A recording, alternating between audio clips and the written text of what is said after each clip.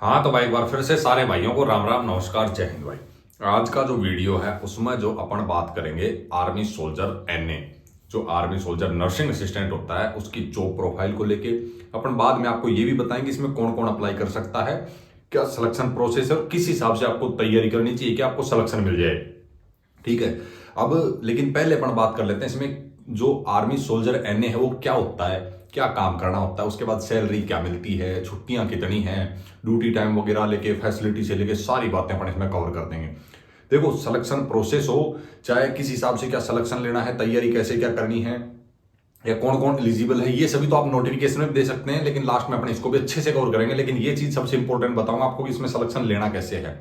बाकी आपको यूट्यूब पे बहुत वीडियो मिल जाएंगे क्योंकि नोटिफिकेशन को देख के तो कोई भी बता सकता है नॉर्मल चीजें, लेकिन बात जब आती है जॉब प्रोफाइल की तो वो हर कोई कैंडिडेट नहीं बता सकता। हर कोई यूट्यूब पे आप वीडियो देखो तो हर कोई नहीं बता सकता। जिसको पता होता है जो इन चीजों से जुड़ा है उसी को पता होगा भाई, वो ही एकदम तरीके से आपको सटीक इन्फॉर्मेशन इस बारे में दे सकता है। ठीक है, तो वीडियो को शुरू करते हैं भाई। लास्ट तक देखना है कि एक चीज आपका डाउट क्लियर हो जाएगा, उसके बाद में आप कमेंट करना अगर आपका कुछ छूटता है। तो आप पहले क्या है पूरी चीज देखते नहीं हो और कमेंट शुरू कर देते हो। पूरा वीडियो में लगभग सारी चीजें मैं कवर कर ही देता हूँ, कुछ छोड़ता ही नहीं हूँ। ठीक है, तो अपन सबसे पहले बात कर लेते हैं भाई जो आपका सोल्जर एनए है वो क्या होता है और क्या काम करना पड़ता है। ठीक है, तो देखो जो मतलब आर्मी के अंदर जो एक फाइटिंग फोर्स होती है, एक सपोर्टिंग फोर्स होती है। सपोर्टिंग फोर्स में ही एक कोर है आर्मी मेडिकल कोर, जिसके अंदर भर्ती होती है इसकी, और ये परमानेंट भर्ती होती है। आज भी अग्निवीर के थ्रू नहीं होती है। ठीक है, ये परमानेंट होती है आज भी, और इसमें आज भी 23 साल तक का कैंडिडेट अप्लाई कर सकता है। ठीक है, सेपरेट वीडियो मैंने इन चीजों के बारे में भी अलग से बना रखे हैं, आप वो भी जाके देख सकते हैं। लेकिन जो है इनमें काम क्या होता है, इनको भर्ती किया जाता है जो जिसने 10+2 पास कर रखी है वो कैंडिडेट अप्लाई कर सकता है। ठीक है, जब वो अप्लाई करेगा भर्ती हो जाएगा तो इनको जो फाइटिंग फोर्स है, जो कैंडिडेट मतलब लड़ाई वगैरह लड़ते हैं, उनको मेडिकल सपोर्ट के लिए भर्ती किया जाता है। इनके पास में 12वीं में सब्जेक्ट भी जिस कैंडिडेट के पास में फिजिक्स बायोलॉजी और केमिस्ट्री होती है ना और इंग्लिश होती है वही कैंडिडेट अप्लाई कर सकता है, बाकी कैंडिडेट नहीं कर सकते हैं भाई। ठीक है, इस चीज का विशेष ध्यान रखना। और ये ओनली मेल कैंडिडेट के लिए है, फीमेल कैंडिडेट के लिए अलग से वैकेंसी आती है इसी से जुड़ी हुई, जिसको एमएनएस बोलते हैं, मिलिट्री नर्सिंग सर्विस। ठीक है, उसका एलिजिबल क्राइटेरिया सिलेक्शन प्रोसेस अलग है, लेकिन इसका अलग है।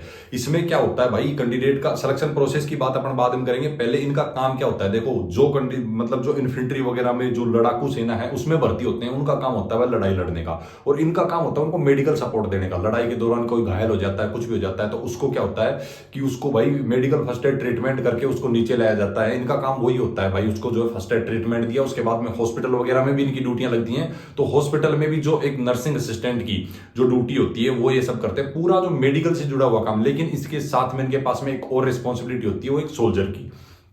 अब ऐसा नहीं है कि सिर्फ ये मेडिकल का ही काम करेंगे। ठीक है, इनको एक सोल्जर की ड्यूटी भी करनी होती है, मतलब इनको राइफल की ट्रेनिंग भी दी जाती है। क्योंकि भाई सीधी सी बात है, जब लड़ाई चलेगी तो सामने से जो दुश्मन की गोली आएगी वो ये थोड़ी देखेगी कि भाई ये जो है लड़ने वाला सोल्जर है और ये जो है मेडिकल सोल्जर है। ठीक है, वो तो ये देखेगी नहीं। तो आपको बचने का तरीका भी सिखाया जाता है, किस हिसाब से आपको बचना है उन चीजों से। दूसरा, जब आपके सामने दुश्मन आ जाएगा तो आप उसको गोली दवाई से थोड़ी मारोगे भाई, उसको तो बंदूक की गोली से मारना पड़ेगा ना भाई। तो आपको जो है राइफल भी चलाना सिखाया जाता है। तो ये होता है इनका काम पूरे एरिया में। जैसे जो जो मतलब बॉर्डर एरिया है जहां पे रिस्क होती है वहां भी इनकी ड्यूटियां लगती हैं इन्फेंट्री के सोल्जर्स के साथ में, और बाकी नॉर्मल एरिया में जो हॉस्पिटल होती है वहां भी ड्यूटी चेंज होती रहती है। जैसे वहां गए 2 साल 3 साल के लिए, फिर यहां आ गए नॉर्मल जगह पे, तो हॉस्पिटल में भी जैसे जो सोल्जर वहां से किसी को कोई घायल हो गया कुछ हुआ तो उसको जो है यहाँ पे ट्रांसफर किया गया, तो हॉस्पिटल में जब इलाज होता है तो ये पूरा इनका ही काम होता है। डॉक्टर के साथ में जो टीम होती है वो सारी टीम ये नर्सिंग असिस्टेंट ही होते हैं भाई। ठीक है, तो ये तो हो गया आपका भाई की जो है सोल्जर एनए क्या होता है और क्या इसका काम होता है। अब इसके बाद में अपन बात करें सैलरी की, तो जो भर्ती होते हैं ना, ये भर्ती होने के बाद में ये एक मतलब कि सिपाही के रैंक से भर्ती होते हैं। जैसे पुलिस में कांस्टेबल होता है उस हिसाब से सिपाही के रैंक से भर्ती होते हैं, पे लेवल 3 में आता है। लेकिन मिलिट्री के अंदर जितने भी कैंडिडेट जो सिपाही रैंक से भर्ती होते हैं वो सभी पे लेवल 3 के अंडर में आते हैं। ठीक है, उसके बाद में प्रमोशन वगैरह मिलते रहते हैं, तो इस हिसाब से पे लेवल 4 5 6 7 8 इस हिसाब से पे लेवल इनका बढ़ता रहता है भाई। ठीक है, तो ये हो गया। बाकी सैलरी ट्रेनिंग के दौरान तो इनको 12,000 कुछ सैलरी मिलती है अप्रोक्स, सिर्फ अपना भाई मेंटेनेंस वगैरह के लिए, खर्च वगैरह के लिए। उसके बाद जैसे इनकी कसम परेड हो जाती है उसके बाद में ये जितने दिन आपकी ट्रेनिंग चली है उसका बचा हुआ पैसा एक साथ मिलता है, और बाकी आपकी स्टार्टिंग सैलरी जो है 35 से 40,000 हो जाती है। एक नॉर्मल सैलरी, आप नॉर्मल जगह कहीं भी पोस्टेड रहते हैं तो। अब ये है फिलहाल की, जब पे लेवल 8 जो पे कमीशन 8 लग जाएगा उसके बाद में जो बढ़ेगी वो अलग बात है। ठीक है, अभी मैं बता रहा हूं आपकी 35 से 40। उसके बाद में जैसे कोई महंगी सिटी है आपकी, दिल्ली हो गई, पुणे हो गई, इस हिसाब चंडीगढ़ हो गई, इस हिसाब की जो सिटी है वहां पे कुछ सैलरी जो है ज्यादा रहती है, अलाउंसेस वगैरह। उसके अलावा अगर आप हार्ड जोन में पोस्टिंग जाते हैं, जैसे जे के साइड में हो गया या फिर सिक्किम असम साइड में हो गया, ऐसी जगहों पे जो हाल्टीट्यूड एरिया होता है, तो वहां पे आपकी सैलरी जितनी हाइट पे ज्यादा आप रहेंगे उस हिसाब से आपकी 30,000 40,000 तक भी बढ़ जाती है भाई। ठीक है, ये एक्स्ट्रा बढ़ती है, मतलब कि अगर 40 आपकी आबादी तो 40 उसमें ऐड हो जाएगी तो 80,000 के आसपास जो है पहुंच जाती है। मैं बात कर रहा हूँ स्टार्टिंग की। ठीक है, उसके बाद में जब आप जैसे जैसे हर साल इंक्रीमेंट लगता रहेगा, प्रमोशन होता रहेगा, तो उस हिसाब से बढ़ती जाएगी सैलरी। तो ये हो गया सैलरी का। उसके बाद में बात कर लेते हैं छुट्टी और ड्यूटी टाइम का। तो पहले बता दो आपको छुट्टी जो है कितनी मिलती है। साल में 90 दिन छुट्टी बढ़ती है भाई। ठीक है, 90 दिन छुट्टियों में जैसे आपकी 60 दिन एएल और 30 दिन सीएल ये आपकी बढ़ती हैं। आप कभी भी जो है अपने हिसाब से मैनेज कर सकते हैं, मेरे को साल में किस किस हिसाब से जाना है। ठीक है, 60 दिन हो गई आपकी छुट्टी। उसके बाद में ड्यूटी टाइम का भाई देखो, आर्मी का एक चीज आपको जब आप भर्ती हो रहे हैं तो उससे पहले जान लेना, आर्मी की ड्यूटी 24 आवर्स की होती है। आपको कभी भी कहीं भी ड्यूटी पे भेज दिया जा सकता है। ठीक है, बाकी ऐसा नहीं है, आपको पूरा रिलैक्स सोने के लिए समय वगैरह, पढ़ने वढ़ने के लिए बहुत अच्छा खासा समय मिलता है।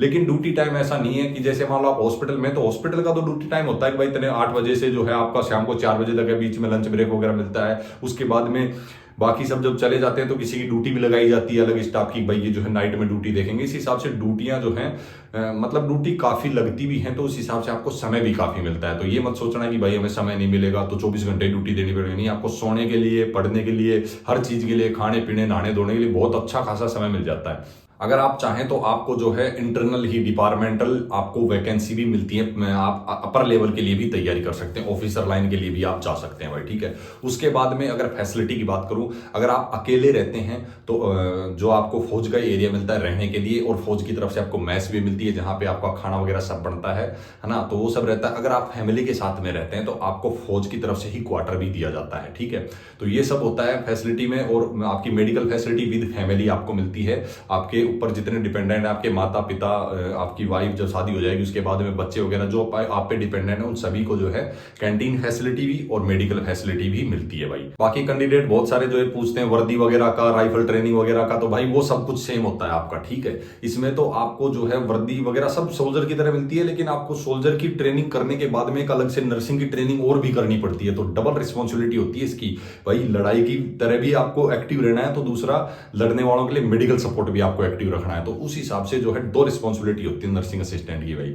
उसके बाद में आ जाता है भाई, देखो इसमें एलिजिबिलिटी, कौन कौन एलिजिबल है, सिलेक्शन प्रोसेस, और आपको किस हिसाब से मेहनत करनी चाहिए कि आपका सिलेक्शन हो जाए भाई। तो देखो सबसे पहले तो मैं आपको बता दूं, एलिजिबिलिटी मैंने बता दी आपको, 23 साल तक का कैंडिडेट। फिलहाल फॉर्म निकले हुए हैं सभी ARO जेडआरओ के, तो आप फॉर्म अप्लाई कर दो। कौन कौन कर सकता है? 23 साल तक का कैंडिडेट जिसके पास में +2 के अंदर फिजिक्स, केमिस्ट्री और बायोलॉजी जिसके पास में थी वो कैंडिडेट, और इंग्लिश भी। इंग्लिश कंपलसरी तो लगभग सभी के पास होता ही है भाई, हिंदी इंग्लिश कंपलसरी तो सब्जेक्ट रहते हैं। उसके बाद ऑप्शनल आप चूज करते हैं। तो जिस कैंडिडेट के पास में है और भाई वो कैंडिडेट अप्लाई कर सकता है, कोई दिक्कत नहीं है। इसके अलावा एक और वैकेंसी आती है सिपाही फार्मा की, उसमें आपने डी फार्मा या बी फार्मा किया हुआ होना चाहिए, तो आप 27 साल तक के कैंडिडेट भी उसमें अप्लाई कर सकते हैं। उसका चलो एक अलग से वीडियो बना देंगे, उसमें बता देंगे आपको। बाकी इसमें यही है, आप अप्लाई कर सकते हैं। उसके बाद में इसका सिलेक्शन प्रोसेस देखो, अगर आप सेंटर से भर्ती देखते हैं, मतलब सेंटर से भर्ती वो देख सकते हैं जिनके पास रिलेशन सर्टिफिकेट है, जिनका बड़ा भाई या फिर पिताजी आर्मी में है, उनके पास रिलेशन सर्टिफिकेट होता है, वो ही देख सकते हैं। तो वहां तो क्या होता है, ऑनलाइन एप्लीकेशन होती है, पहले फिजिकल होता है, उसके बाद मेडिकल होता है, फिर आपका एग्जाम होता है, फाइनल सिलेक्शन होता है। लेकिन अगर आप ओपन ARO से जेडआरओ से आप देखेंगे भर्ती, तो अभी यहाँ का प्रोसेस जो है बदल चुका है। यहाँ आपको पहले फॉर्म अप्लाई करना पड़ेगा, अभी आप कर सकते हैं, भरे जा रहे हैं। फॉर्म अप्लाई करने के बाद में आपका एडमिट कार्ड आएगा, आपको पहले एग्जाम देना होगा। एग्जाम देने के बाद में जब शॉर्ट लिस्टेड आप होते हैं तो आपका फिजिकल होगा, फिजिकल के बाद मेडिकल होगा, और फिर आपकी फाइनल मेरिट आएगी। तो ये होगा इसका सिलेक्शन प्रोसेस। अब तैयारी किस हिसाब से करें? देखो भाई, इसका ना फिजिकल में मैं तो ये बोलता हूँ बहुत ज्यादा आपको मेहनत करने की जरूरत नहीं है, लेकिन ऐसे भी नहीं कि आप फेल ही हो जाओ।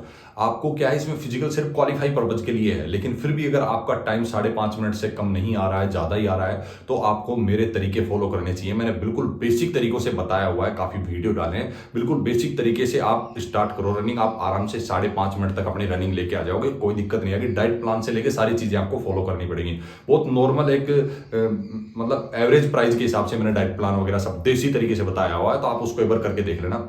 मेन आता है इसमें एग्जाम का भाई। एग्जाम की मेहनत मैं तो ये बोलता हूं, अगर आपको लग रहा है भाई कि मैं अगले साल मेरी एज होगी, जो कैंडिडेट अभी अंडर एज हैं तो भाई अभी से तैयारी शुरू कर दो। एक साल तक अगर आप लगातार कोचिंग, एक बार कोचिंग पकड़ लो, कोई 5-6 महीने की कोचिंग करने के बाद में बुक्स ले लो, सेल्फ स्टडी अगर आपने एक साल तक लगातार कर दी तो आपको सिलेक्शन लेने से कोई नहीं रोक सकता भाई। टारगेट लेके चलना, 50 क्वेश्चन में से आपको 45 क्वेश्चन कम से कम सही करने होंगे फाइनल सिलेक्शन के लिए, ठीक है। 45 प्लस करोगे तभी फाइनल सिलेक्शन होगा, क्योंकि इसमें अभी जो है कंपटीशन बढ़ चुका है। क्यों बढ़ गया? क्योंकि यही एक ऐसी ट्रेड बची है सोल्जर रैंक से जिसको मतलब परमानेंट भर्ती किया जाता है। बाकी जो हैं और भी हैं कुछ वैकेंसी जो परमानेंट भर्ती की, डायरेक्ट हवलदार से, जेसीयू से, मैंने एक वीडियो में डाला हुआ है ना। तो इनमें अभी क्या कंपटीशन बढ़ चुका है परमानेंट होने की वजह से, क्योंकि जो कैंडिडेट पहले अग्निवीर की देख रहा था, जिसके पास में एजुकेशन क्वालिफिकेशन है सोल्जर एनए के लिए, तो इसकी तरफ बढ़ रहे हैं। तो आपको एग्जाम पे बहुत ज्यादा फोकस देना पड़ेगा। उसके बाद में रनिंग का आपको समय मिल जाता है, रनिंग आप आराम से निकाल लेंगे, कोई दिक्कत वाली बात नहीं है। बाकी अगर फिर भी आपको और भी अगर लगता है कि भाई हमें ये डाउट है, ये पूछना है, लगभग जो चीजें थी इसकी जॉब प्रोफाइल से लेके, सिलेक्शन प्रोसेस से लेके, एलिजिबिलिटी से लेके, और किस हिसाब से सिलेक्शन लेना चाहिए उस हिसाब से लेके, अगर फिर भी आपको कुछ लग रहा है कि मुझे ये डाउट है, कुछ पूछना, तो आप कमेंट कर लेना। फिर मैं हर वीडियो के डिस्क्रिप्शन में मैं लिंक दे देता हूँ टेलीग्राम और व्हाट्सएप का, वहां से भी जाके आप अपना डाउट क्लियर कर सकते हैं। मेरी कोशिश रहती है कि जैसे मैं फ्री होता हूं सभी के कमेंट्स के रिप्लाई करने की। बाकी भाई इस वीडियो को यही समाप्त करते हैं, क्योंकि जो जानकारी थी मैंने इसमें दे दी, कुछ छूट गया तो भाई पूछ लेना। बाकी फिर मिलेंगे जबरदस्त वीडियो में जबरदस्त जानकारी के साथ, तब तक के लिए सभी को राम राम, नमस्कार, जय हिंद।